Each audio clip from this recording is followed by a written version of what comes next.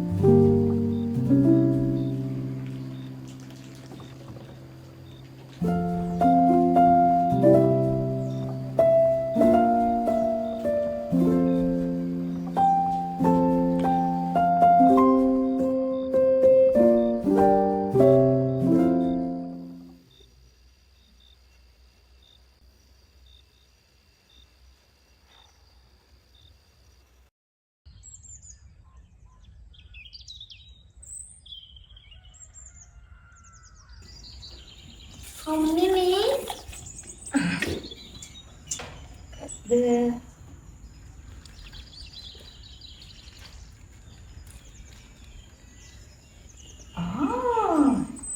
එහෙනම් ඔයා කියපු දේ නත්තල් සීයා අහලා. ඔව් අම්මේ දැන් මට පුළුවන් ওই දෙකෙන් එකක් විහඟට ගෙනිහින් දෙන්න. එළියට තෑගි හම්බ වෙලාම නැද්ද? නෑ අම්මේ. එයාට ඉතින් මට වගේ නත්තල් සීයා කෙනෙක් නෑනේ. ඒ හින්දා එයා හරි දුකින් ඉන්නේ. එයා හරි හොඳයි අම්මේ. මගේ පුතේ නත්තල් සීයා තෑගි දුන්නත් නැතත් මේ ලෝකේ හැම ළමෙක්ම හොඳයි.